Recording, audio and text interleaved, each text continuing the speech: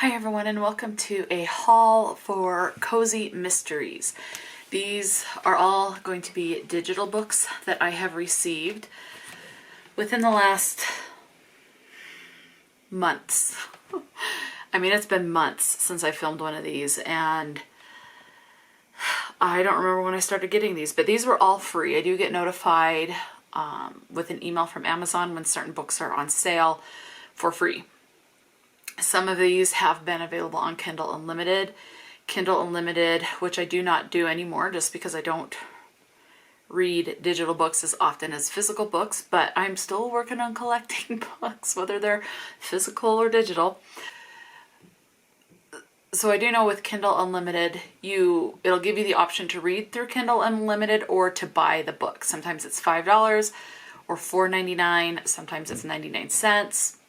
Etc., etc. So, but when I procured these or obtained these copies, I got them all for free. So, for me, that's a good thing. And it's a great way to try out new authors. And I don't hear anyone talking about these authors, so I think that's part of the reason why I do these videos, is to kind of put them out there a little bit more, because maybe someone will read a book by them and absolutely love it. So, let's go ahead and get into this. Now, just as a reminder, these are all listed as Cozy Mystery. If there's something I need to tell you about, I will let you know, but they're all going to be Cozy Mysteries. So, this first one is called Broomsticks and Board Games. Now, Cozy Mysteries tend to be a series. This one is book number 1 in the Spooky Games Club, written by Amy McNulty. 182 ratings with a 4.09 average. This is also listed as a paranormal. It says that it has vampires, ghosts, witches, werewolves, so we've got a plethora of creatures. Delilah Poplar is a genuine witch, an unofficial gopher, and Luna Lane's only cursed resident. Oh, and one thing I do want to tell you as a reminder, with these particular videos, I don't read the synopsis. I just get the book. So I am finding out what this is about the same time you're finding out by watching this video. Okay? All right, continuing on. With a werewolf best friend, a vampire ex-boyfriend, and a ghost for a hanger-on, Delilah is far from the most unusual dweller of her sleepy small town, but she's the only one unable to leave. I keep saying Delilah, but I think it's Delia. Delia has, so I'm going to say Delia from now on. Okay, Delia has to perform at least one good deed per day. She's one step closer to turning into stone. Interesting twist. Okay. Fortunately, the residents of Luna Lane have plenty of tasks for Delia to complete to avert the curse until Cable Woodward, fetching professor and nephew of her elderly neighbor, stops by for the semester on sabbatical. Attempting to help Cable's uncle work through the trauma of losing his wife, Delia uncovers the man's collection of board games, which leads to him reminiscing about the long-forgotten Luna Lane Games Club. Oh, Games Club, that would be fun. Delia reestablishes Games Club only to find evidence of a number of horrible demises connected to the original group. While trying to uncover the truth about the deaths, Delia has to fight off her curse, protect her elderly neighbor from becoming the next victim, and most vexing of all, keep Cable from figuring out Luna Lane's supernatural secrets. Only with eerie board games like these, there may not be a loser or even a winner who survives. Okay, that sounds good. That sounds really cute. I really enjoy Cozy Mysteries. And for those of you who don't know, Cozy Mysteries, they're clean. You don't have to worry about sexually explicit stuff.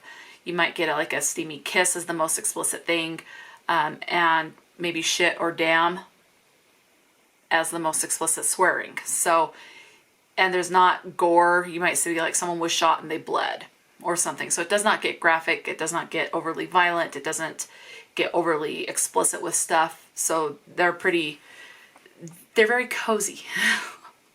Okay, so this next one is called Into the Lion's Den. This says it is a Christian amateur sleuth mystery, so this one's going to be a Christian fiction. This one is book number 1 in the Reverend Margot Quaid series, I'm guessing is how that's said. Could be wrong. This one has 2 authors. The cover just says it is S.E. Biglow, but it also has Sarah Biglow listed on Goodreads, so I'm not sure if she's a co-author or anything like that. 292 ratings with a 3.98 average. Let's see. And all it says is just that it does confirm that this is a Christian fiction. Okay. She'll need the courage of Daniel to survive this lion's den. Reverend Margot Quaid never expected to be dropped in the midst of a murder. She just wanted to get reacquainted with her hometown of Port Maine, Vermont. Maybe find her place in the world again after serving her tour of duty. But when a friendly dinner with a member of her unit turns deadly, she's pulled into mystery she can't help but solve. Then things go from dead to worse when she and all her suspects are stuck in the victim's home during the worst snowstorm her little town has seen in decades. Now she'll need more than a prayer to discover the truth behind who wanted the victim out of the picture, and to stay alive herself. To complicate matters, her strained relationship with her cousin, who just happens to be the attending officer, threatens to ruin the whole investigation. Can Margot and her cousin set aside their differences and bring a killer to justice? Or will the real reason behind the murder haunt Margot as much as her past? It says, fans of Alison Golden and Mindy Quigley will love this book. Haven't heard of either of those. Up next, I have Repo Girl. This is book number 1 in the Repo Girl series, written by Jane Fenton. 1,276 ratings with a 4.28 average. This one is also listed as romance, romantic suspense, and humor. So there we go. Okay. Debt, dating, and a deadly body. What's a girl to do? 25-year-old rookie repo agent Andrea Sloan doesn't like accepting help from anyone, especially not arrogant musicians who are too charming for their own good. Even though she swore off men years ago and finds herself drawn to handsome rock star Cooper Barnett as he continually pops up in her life when she least expects it. Their budding relationship becomes even more complicated when Cooper talks Andy into letting him ride along on one of her repos, and they come across a very naked, very dead body. Not something you expect to see on a work shift, unless you are in that particular line of work. Alrighty. Being charged with murder and spending a night in jail is bad enough, but when the police don't seem to be making any headway on finding the real killer, Andy begins to do her own investigation, much to the frustration of the homicide detective in charge. And that's pretty typical of cozy mysteries. The police aren't doing a good enough job. The main character inserts themselves into the investigation, investigates on their own. That's pretty typical. The closer she gets to discovering the killer, the more her own life is in danger. Time is running out. Andy must figure out who the killer is before she goes to prison for a crime she didn't commit, or worse, becomes the next dead body. Up next is Falling into Magic, written by Elizabeth Pantley. This is book number 1 in the Destiny Falls Mystery and Magic series. 603 ratings with a 4.26 average. As far as tags, it does list this one as a fantasy young adult. It has cats, but generally cozy mysteries are going to have some kind of an animal companion. So, I don't know. We'll see. Okay, this one says, let's see, okay, yeah, I already gave you the ratings. Okay. An accidental journey through a magic mirror, a portal to an enchanted land. This is sounding very Alice in Wonderland-esque so far. A mysterious family she never knew she had. Hayden's life is upended with the wonder of Destiny Falls, but it is tainted by the danger that brought her here and that threatens her newfound family. Can Hayden and her sassy sidekick remove the threat so that she can begin her magical new life in this captivating world? So, sassy sidekick. I'm guessing that's where the cat's going to come in. When Hayden was a child, she lost her cat. Adults told her the cat ran away, but she knew the truth. The mirror had taken her. She knew because the mirror gave her a glimpse of an alternate world and had nearly pulled her in. So she was certain the cat had suffered that fate. 20 years later, Hayden discovers the secret of the mirror when she is thrust into it.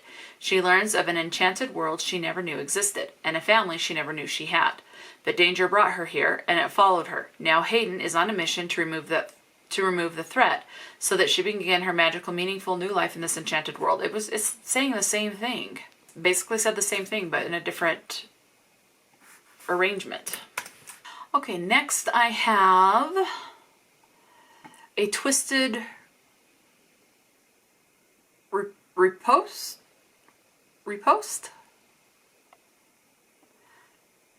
I'm not sure on that one. This is book number 1 in the Pixie Twist Mystery series, written by Alan Troy. 231 ratings with a 4.34 average. Paranormal is the other thing, as well as fantasy.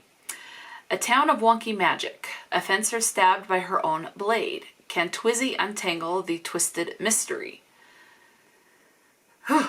Okay. Twizzle. Is it Twizzle or Twizzy? Maybe it's Twizzle, but she's called Twizzy as a nickname. Twizzle Twist isn't your normal real estate pixie, nor is St. Maurice your normal Southern California town. The magic in the valley belches at the worst time. The Fayrock vein in St. Mo marks the local fae in uncomfortable ways. Twizzy's mismatched wings and bum leg are the least of her worries when a showing becomes deadly. So we have some physical disability issue there, okay? The house hunting lunges off target when the first showing comes with more than she bargained for. The owner is dead, stabbed in the back with her own sword. The seaside town of St. Maurice's has one of the few remaining amusement piers on the west coast, and someone is twisting the town council to tear it down. If that happens, it will be the end of Twizzle's home above the carousel. With a murderer on the loose, a cute vampire she needs to sell a home to, and the imminent demise of her home on the pier, Twizzy has too many strikes to dodge all at once. Will Twizzy and her friends pull the right cord to untangle the twisted knot of intrigue in their sleepy SoCal town? Can they do so before the killer lunges again? And that's definitely a little bit of a tongue twister there. Okay. Up next I have Coffee and Corpses, written by Maisy Marple. This is book number 1 in the Connie Cafe series, and this one has 1,227 ratings with a 3.83 average. This one is also listed as a Christian fiction. This one is a very short synopsis. It says, in the small town of Coffee Creek, things move pretty slow. But when Connie Cafe finds the best golfer in town dead in a water hazard, suddenly life in the creek is anything but. And that's it. And then it's like, this is the first book in a great new series. We'll see when I read it. Okay. Moving on. Now this one...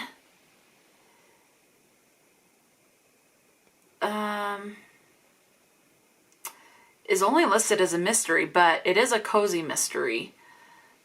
At least according to the email that I have. But the only tag on Goodreads is that this is a mystery. And that is Remember to Forget, written by Jwyan C. Johnson. This is book number 1 in the Karma's Revenge series. This one has 53 ratings with a 3.53 average.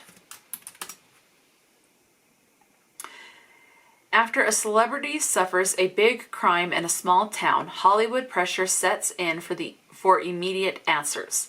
As clues disappear and detectives suffer the media's wrath, a sudden surveillance tape reveals a possible eyewitness to the whole crime. But their teenage native, Deidre Kerr, has just one problem: retrograde amnesia. With a medical remedy to unlock it all, detectives suffer the extra mystery as to why her parents are refusing to give consent. What does Deidre not know that she possibly could?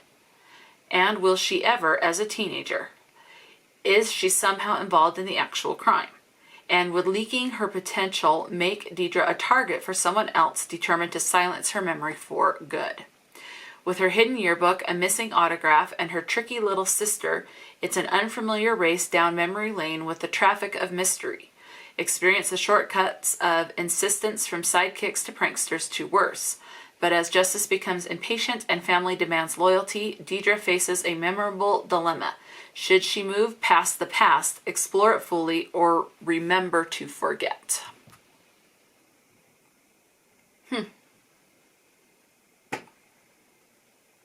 Oh, and this is a short story. It says it's only 44 pages, so definite short story there.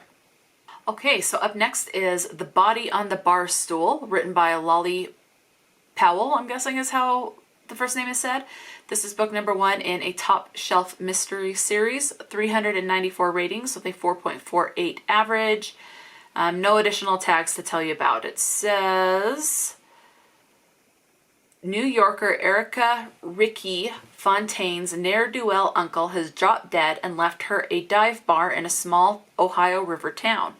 With a lousy apartment, less than promising job prospects, and even worse romantic ones, the inheritance comes at just the right time.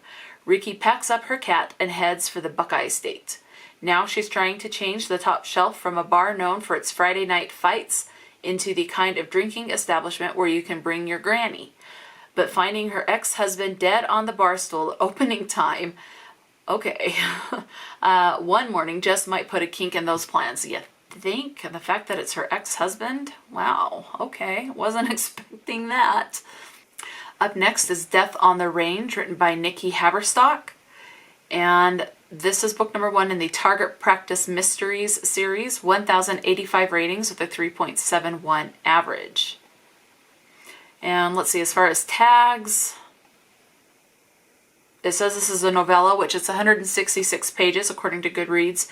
And the only additional tag is that you need to be aware of is that this is sports. So if you like books that involve sports, then you'll probably like this one, especially if you like cozy mysteries. So cozy mysteries and sports. When a competitive archer is murdered at the training facility where it's either D or die. It's D-I. I'm going to say D. So when a competitive archer is murdered in the training facility where Dee has just started working, she's thrust into the middle of an unofficial investigation before she can even settle into her new life. With her roommate Mary and a Great Dane named Moo, she begins to unravel the mystery around the death of the victim. But can they solve the case before they find themselves in the killer's sights? Alright, and that's it for that one, because then it's just what a great start to a series and all of that. Yeah. Okay. Let's see. Okay, this next one is called Deal Gone Dead. I love titles for cozy mysteries. And the covers, I don't know, I like them. Lily Sprayberry Realtor is the name of the series, and this is book number 1 in that series. This was written by Carolyn Ritter Aspenson. So again, Deal Gone Dead, 493 ratings with a 4.25 average. As far as genres, romance and clean romance, 185 pages, so it's a shorter book as well. Meet Lily Sprayberry. Selling homes is her career, solving crimes her calling. There's money buried somewhere on Myrtle Redbecker's property, and people are dying to find it, literally. When Brambelt County, Georgia's #1 realtor, Lily Sprayberry, finds her cankerous older client dead on the kitchen floor, she lands herself smack dab in the middle of a long-running property battle and a 100-year-old rumor. Lily made a promise to sell Myrtle's land, even if Myrtle wasn't alive to sign the papers. But whoever wants that money is determined to keep the property from selling and will do whatever it takes to stop Lily from closing the deal, including murder.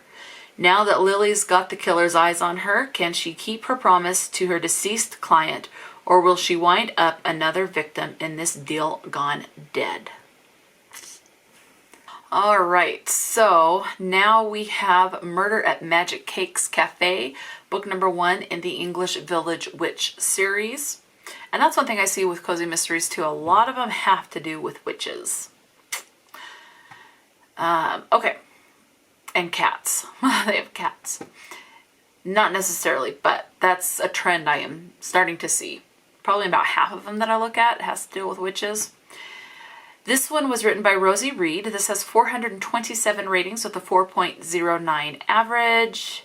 You have werewolves, vampires, paranormal. Okay.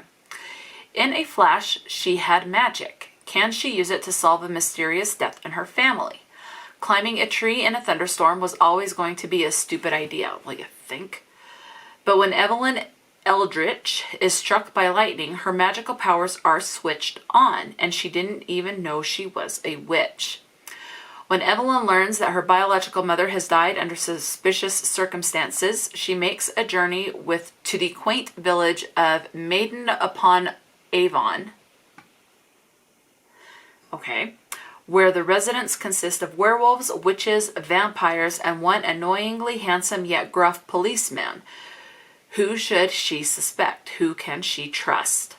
And if juggling her magical training, her mother's cafe, and the town's eccentric residents wasn't enough, another body turning up at the local cricket match shows she's definitely in well over her pointed hat. I think this one takes place in the UK because the cover that I'm seeing, which I hope is one that I have inserted here, but she's wearing a dress that is the Union Jack flag. So, and plus it says cricket. I don't know of anyone that plays cricket in the United States. I think that's typically a UK thing. So, all right, moving on. I have Spells and Spooks, written by K.E. O'Connor. This is book number 1 in Witch Haven. 590 ratings with a 4.28 average. And that's the other thing I see with Cozy Mysteries is they do tend to have a higher average rating. So, which I like. Paranormal, witches, fantasy, and yep, that's it. 178 pages for the ebook, according to Goodreads. This one says, "Welcome to Witch Haven, where nothing is quite what it seems. I'm back in the last place I want to be, a place where my magic went rogue and people died. Oh, Witch Haven should be a haven, but I messed that up big time. I have no friends to help me, no family left." Oh, that's sad. "And not even a witch's familiar to keep me on the right path." Well, she's really alone. At least I'm assuming it's a she. It's because the main characters in Cozy Mysteries are usually female. I have yet to read one that's a man. So, "Magic used to flow through me, but now I'm a lone witch, drained of power and hoping I can sneak into Witch Haven, clear up the mess my stepmom left behind, and get out alive. If the villagers find out I'm here, I'll be hunted down. If the Magic Council catch me using anything more powerful than a light spell, I'll go back to jail. And if my guilt doesn't choke me, the gnomes will." So yeah, home sweet home never felt so unwelcoming. Okay, that sounds good. Yeah, all right. Next up, I have A Killer Welcome, written by Dionne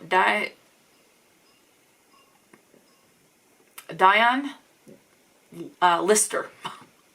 This is book number 1 in the Haunting Avery Winters series. 421 ratings with a 4.42 average. Paranormal, ghosts are the additional tags. Okay. Avery Winters was overjoyed to be brought back to life. Unfortunately, the dead were waiting for her. Okay, so she was dead and now is alive. Okay. Interesting. Aussie journalist Avery Winters was content. She had a caring boyfriend, great job, and supportive. Okay, so her parents weren't actually supportive, but she accepted she could never be the son they wanted, seeing as how she was born a girl. Okay. Avoiding them seemed to work well, and she reasoned no one's life was perfect. Well, no one's life is perfect, that's true. And that was fine, except whilst covering a news story in a storm, Avery's cozy life disappeared in a flash. Lightning struck. This is the second one where they're struck by lightning. Okay. Lightning struck, stopping her heart and blowing her favorite black boots to smithereens. It was pure luck that an off-duty nurse was walking nearby. When Avery came to in the ambulance en route to the hospital, she thought the worst was over. She was wrong. Her lightning-induced hallucinations, there was no way they were ghosts, were impossible to hide. So now she's seeing ghosts. Okay. Her boyfriend soon left, and her boss suggested she take extended leave. Unable to cover her rent, she moved back in with her parents. And that's when the fun really began. Oh, crap. Okay. Unable to cope with their insistence she was crazy, and desperate for an escape, she responded to a journalist wanted ad in the UK because getting mega far away from her parents could only be a good thing. Armed with a new fear of storms, companions others couldn't see, and the hope that leaving the stress behind would improve her mental state, she boarded a plane for London. What she didn't count on was not being able to leave her ghosts behind, literally. Oh, and that the quaint English village she'd be living in had more skeletons in its closet than the Natural History Museum. When she stumbles upon a dead body in her rented apartment on her first day, she's tempted to get back on the plane. But whilst it's not a good omen, returning to her parents would be worse, so she decides to stay. Only she's not sure if it's the best decision she's ever made or the worst. She's about to find out. Yeah, you think?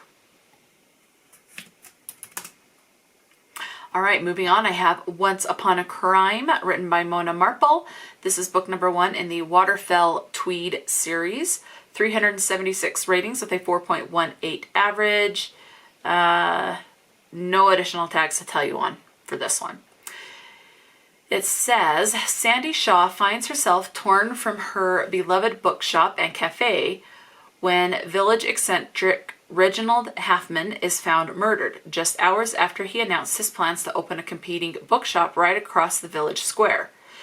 As the city police arrive and make it clear Sandy is under suspicion, she is forced to investigate the murder herself.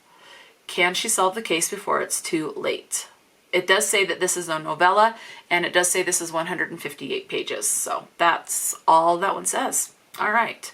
Murder is a Family Business, written by Heather Haven. This is book number 1 in the Alvarez family series. 1,032 ratings with a 3.83 average. Let's see, additional tags, animals, and chick lit. Okay. Just because a man cheats on his wife and makes Danny DeVito look tall, dark, and handsome is... Okay, so tall, dark, and handsome. Is that any reason to kill him? The reluctant and quirky P.I. Lee Alvarez doesn't think so, but the 34-year-old Latina WASP, W-A-S-P, and 100% detective has her work cut out for her when the man is murdered on her watch. Of all the nerve. Set in the present, murder is a... humorous...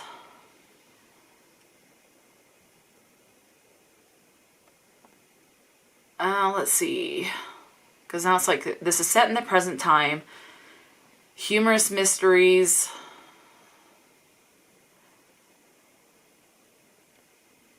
The novel explores familial love, the good, the bad, and the annoying. Completing the family is Lee's never had a bad hair day aristocratic mother, Leela, a computer genius brother, Richard, beloved uncle Tio, and her eccentric orange and white cat Tugger. When the group is not solving murders, they run Discretionary Inquiries, a successful Silicon Valley agency that normally deals with the theft of computer software. The love, humor, and camaraderie shared within this family and what this series sets it apart from other series. Okay. All right, let's go ahead and move on to the next one. I have How to Bake a Murder.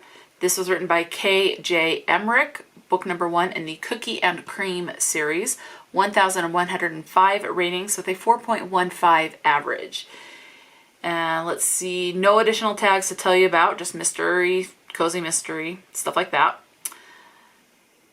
Let's see. I can't get a pulse, Cookie, call for an ambulance. Definitely not the words you want to hear when a man has just collapsed in the middle of your bakery. A few minutes is all it took for Karen Cookie Williams to be thrust into the center of a nightmare. A customer was dead and she was considered a suspect. Her beloved shop was a crime scene. Things weren't looking so great for her. If you add in the strange figure that was lurking around at night, the prominent businessman who was harassing her to sell up, and an unhappy granddaughter who was spending the summer with her, you had a recipe for disaster. Okay, so we have an older protagonist. So that's interesting. I don't get a lot of books with older main characters in it. So that'll be cool to read. Okay. Next up, I have Who Hates Marigold Flowers, written by Sarah M. Barton. Now, this one does not say that it's what the name of the series is, but it does say this is book number 1 in a new mystery series. No additional tags to tell you about.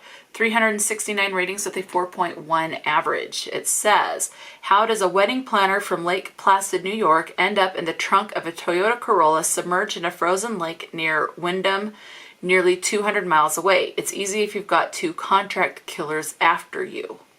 Marigold Flowers doesn't understand why anyone would want to kill her. Her speciality is parties, not crime. But there's no denying that someone with a lot of money and significant resources is out to silence her. What secrets does she hold about international money laundering and a criminal syndicate? How can she save herself when she's accused of trying to murder the U.S. Marshal in charge of her safety? Enter the Cornwall brothers, Jackson, Lincoln, and Jefferson. All have some special skills that can help untangle Marigold's complicated life. But they're going to have to work fast if they hope to prevent another murder, or before Marigold Flowers permanently disappears. And this one's a standard length one. It's almost 400 pages. So, okay. Moving on, I have, come on, scroll down, Risky Whiskey. Written by Lucy Lakestone. This is book number 1 in the Bohemia Bartenders Mystery Series. 407 ratings with a 4.12 average. Let's see. The only additional tag is romance. So, eager to shake up her drinks and her life, mixologist Pepper Revell jumps at an invitation to join the elite Bohemia bartenders. Leader Neil thinks she'll be the perfect advance gal for his team at a colorful cocktail convention in her hometown of New Orleans. But the job turns out to be more bananas than a drunk monkey.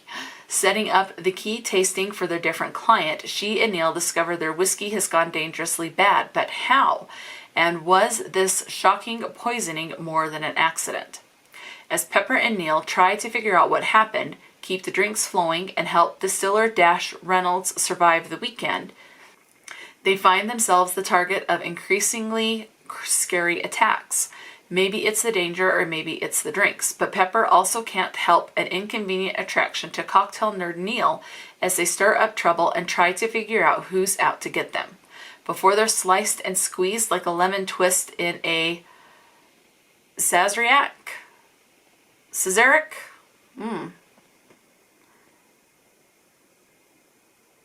And then it's just talking about how this is the first book in a series. Okay.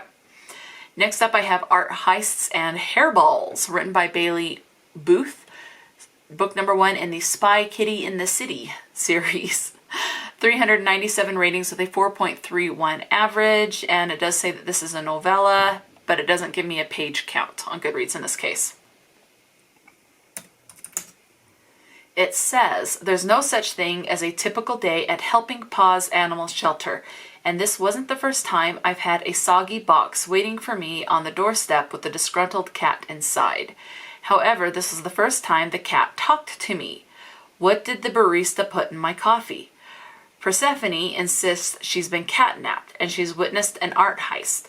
There's a huge reward for the safe return of the painting, and that money could go a long way to helping all our animals find their forever homes. Now I have to convince the art gallery owner and her associates, including the suspicious but adorable Henry the Hottie, that I can find the priceless painting. I don't know a thing about art, but here I am, and at an exhibit opening wearing a dress called Lucky and Co-Conspiring. Called Lucky. So wearing a dress called Lucky and co-conspiring with the talking cat. There we go.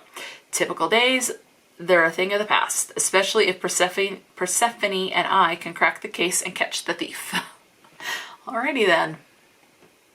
Let's just go ahead and move on to the next one, which is called Death by Chocolate, written by Sally Bernethy? Written by Sally. This one, so the title is Death by Chocolate. That's also the name of the series, Death by Chocolate, and it's number 1 in that series.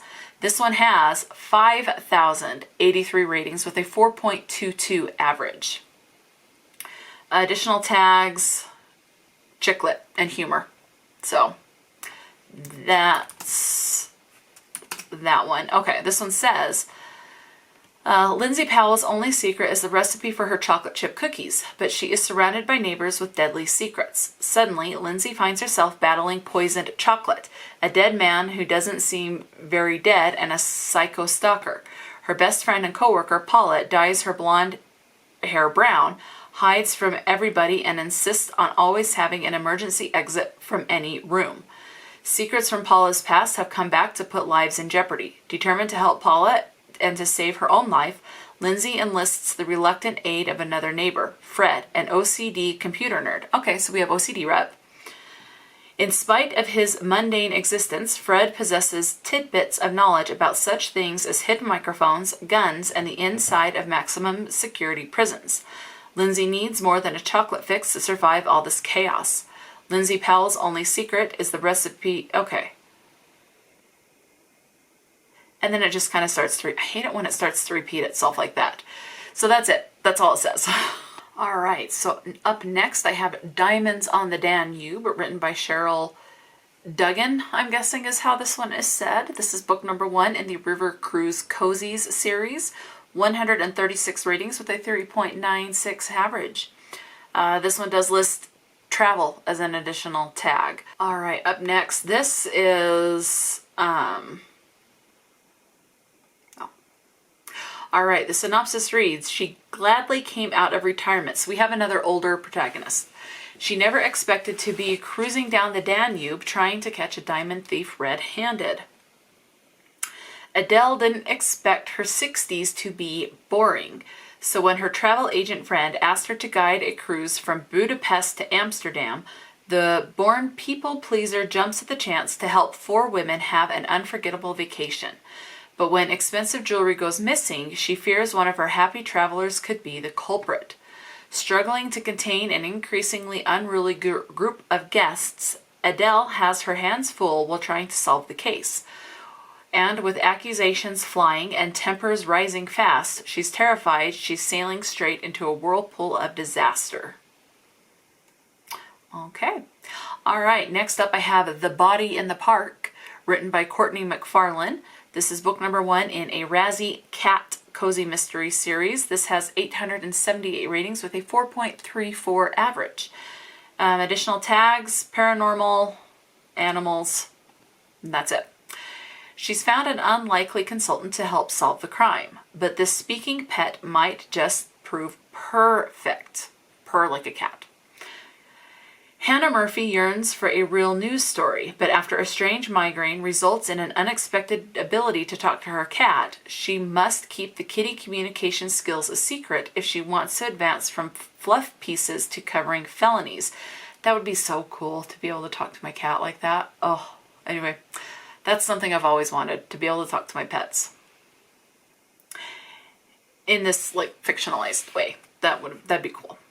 And when she literally trips over a salon's, over a slain body, not salon, a slain body, she's shocked her feline companion is the best partner to crack the case.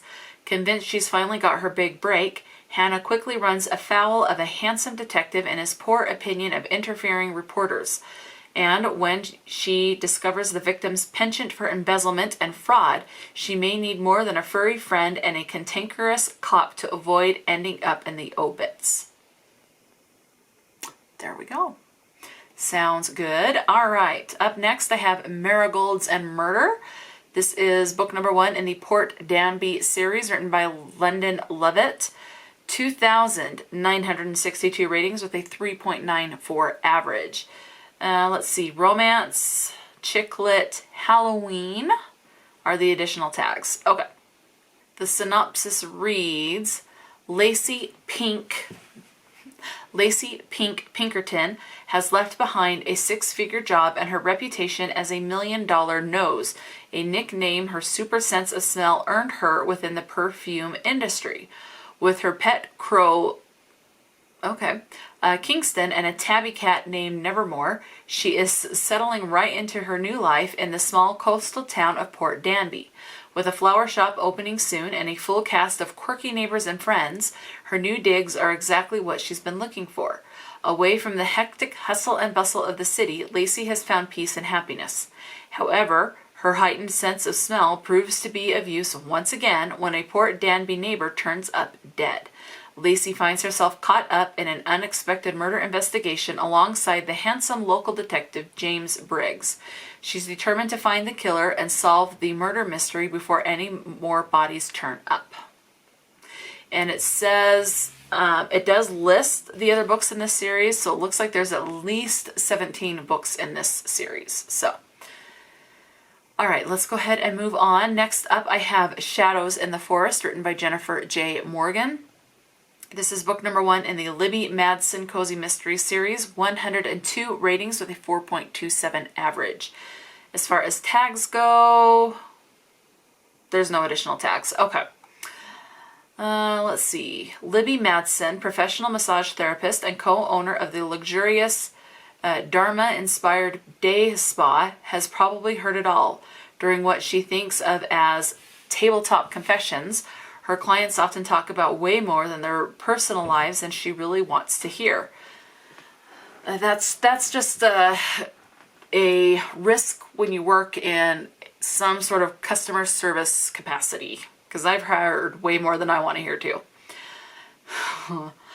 So, when a regular, Maggie Crenshaw, talks about how her daughter went away on a camping trip with friends, it's just so much chatter. But when Maggie says Isabel didn't return home on time, is not answering her phone, and that the young woman is diabetic and really needs her meds. Oh, okay. Libby offers to pick up the medications at Maggie's house and deliver them. She and her Labrador puppy, Shadow, are going camping in the same area, and it's no trouble at all. Except when Libby and Shadow arrive at the campground, Isabel is nowhere to be found, and no one there has seen her on the group of friends she claimed to be traveling with.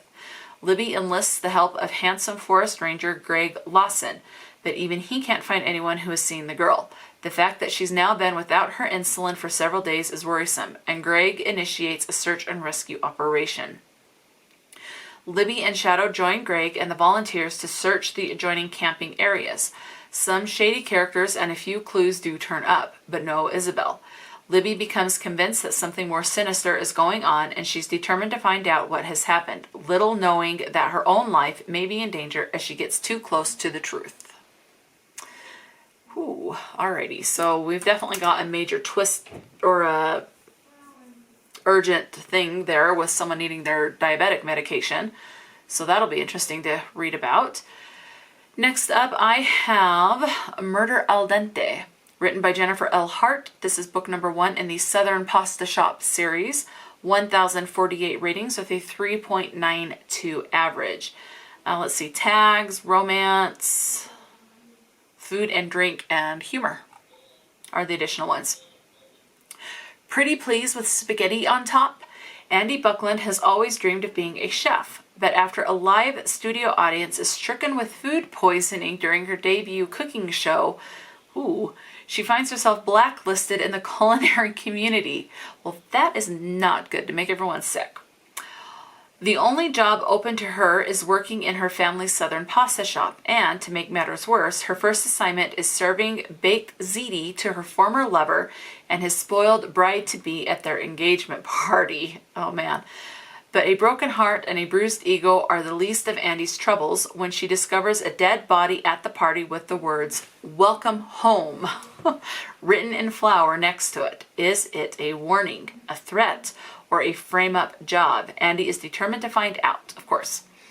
With the help of her over-the-top Italian family, Andy will prove that she has what it takes to not only cook the best dish in town, but also catch a killer too. It does say recipes are included. I like it when cozy mysteries include recipes. A lot of them do include, or at least the ones that I've come across do include recipes, so that's pretty cool. Okay, next up I have Murder at St. Marguerite. This is book number 1 in the Oxford Key Mystery series. This written by Lynn Morrison, 708 ratings with a 4.1 average. Tags, paranormal, fantasy, urban fantasy, British literature, and paranormal. Welcome to Oxford, where magic lives eternally ever after. When Natalie Payne accepts the head of ceremonies role at the University of Oxford, her first assignment is planning the spectacular autumn gala. Is it gala or gala? at St. Marguerite College. However, her plans are dashed when she finds their famed chef dead in the kitchen. If that discovery isn't enough, the cat following her around is actually a 400-year-old wyvern. He's got news for her. Nat's a prefect with the magic of Oxford running in her veins. Nat's got to solve the murder, find a new chef for the gala, and get to the bottom of why Oxford magic is acting up. With the help of her wyvern, a brand of Eternals, and the savviest assistant who ever existed, Nat is sure to be a success. But can she do it before St. Marguerite loses its connection to the magic of Oxford? Okay, this next one, there's no additional tags to tell you about. It is called Killer Bait, written by Martina Dalton. This is book number 1 in Clarity Bloom series. 131 ratings with a 4.18 average. Okay, the synopsis reads, social media expert Clarity Bloom is loving her job at a high-tech gadget corporation in Seattle. That is, until her BFF, Janice, turns up dead. Much to the chagrin of her brother Zen, a homicide detective, Clarity throws caution to the wind and jumps into the investigation with both feet. Zen's ultra-handsome detective partner, Hunter, encourages Clarity to learn self-defense, especially since she's getting closer to discovering who the killer is. Using her social media sleuthing skills, she sets out to bait the murderer. Is she clever enough to entrap the killer, or will she end up as catch of the day? There we go. All right, up next I have Rooms, Brooms, and Heirlooms. This was written by Maddie Savannah. I don't see the name of this series yet. It might be further on in the synopsis. Oh, wait, there it is. Okay. Witchy Business. Book 1 in Witchy Business. 309 ratings with a 4.38 average. Paranormal is the only additional tag. The last time witchy car mechanic Victoria Fox did magic, she nearly blew up half a street. Oops. No more magic for her. But is a witch who doesn't do magic still a witch? All right, good question. And let's see. Well, she does have a kitty familiar named Professor Studmuffin Salvatore III. She also has a knack for inviting magical trouble to her shop's doorstep. Like her business rival who shows up and offers her a deal, a tempting deal, but she shuts the door in his face anyway. Moments later, his star employee drops dead. All roads lead to Victoria as the murderer. The problem? She didn't do it. The other problem? Almost no one believes her. It's now up to her and her kitty familiar to prove she's innocent. Tiptoeing closer to the truth could put them both in danger, though. And it might just take a lead paw on the gas, or it might just take a lead paw on the gas pedal to get them out. Okay. All right, moving on, I have Cupcakes and Conjures, written by Kat McGee. This is book number 1 in the Witches of Willow Hollow series. 305 ratings with a 4.21 average. Paranormal is the only additional tag. It says, let's see, a witch who can't magic returns to Willow Hollow. Harper Dade never expected to come back. Then again, she hadn't anticipated her now ex-husband absconding with her inheritance. But the discovery of a casualty in the middle of the cupcake creation class, not on her list of things to happen in her hometown. Neither is the murder threatening to ruin the reputation of her aunt's bakery and destroying the town's entire tourist season. As the mystery heats up, Harper's fresh start crumbles. Add kitchen disasters and severe onset of witchcraft, and her plans to solve the crime might remain half-baked. Among failed baking attempts, spells gone wrong, and a renewed curse, the list of suspects grows, danger ramps, and her homecoming ends up a recipe for disaster. That's it. That sounds good. These all sound good. The synopsis for Goodreads cozy mysteries always sound really good to me. Okay, next up I have Belinda Blake and the Snake in the Grass. This was written by Heather Day Gilbert. And this is book number 1 in an exotic pet sitter mystery series. It has 354 ratings with a 4.2 average. As far as tags. Animals is the additional tag to tell you about. All right, the synopsis reads, when exotic pet sitter Belinda Blake moves into a carriage house in Greenwich, Connecticut, she's hoping to find some new clients. Instead, she discovers a corpse in the garden and a knack for solving murders. Belinda doesn't rattle easily, but move-in day has been eventful to say the least. The python in her care tried to slither to freedom just as she met Stone Carrington V, her landlord's disarmingly handsome son. With the constrictor back in its cage, she heads out to the garden, only to discover a designer shoe poking out of the boxwood hedge, and it's attached to a woman's dead body. The victim was a Carrington family friend, and no one in their circle seems above suspicion. Between client trips to Manhattan and visits to her family in upstate New York, Belinda begins to put the pieces together. But even as she's falling for Stone's numerous charms, Belinda wonders if she's cozying up to a killer. And soon, daily contact with a deadly reptile might be the least dangerous part of her life. Okay.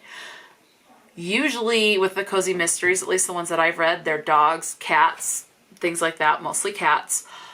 So to have one with it being a reptile, that will be an interesting take. I look forward to seeing how that plays out. Okay, the last one I have to tell you about in this video is called Sunshine and Suspicion. It says this is a prequel novella to the Lana Honeywell mystery series. So this is book 0.5. Written by Megan Mayfair, 200 ratings with a 3.78 average. No additional tags to tell you about. It does not even give me a page count on this. So the synopsis for this one says, publicist to the stars Lana Honeywell desperately needs a vacation. Selling her engagement ring after her television star fiancé broke her heart, she buys a tiny house to spend a year-long break in Cherry Grove. She's taking 4 seasons away from work, romance, and stress to get her life back on track. Before Lana settles into the rugged alpine community, she rises the ire of new neighbor and local grump Len Whittington. When Lana discovers him murdered at the town's summertime fair, a long list of suspects emerges. A very long list. The man had no shortage of enemies and plenty of secrets. But Len wasn't the only one with skeletons in the closet.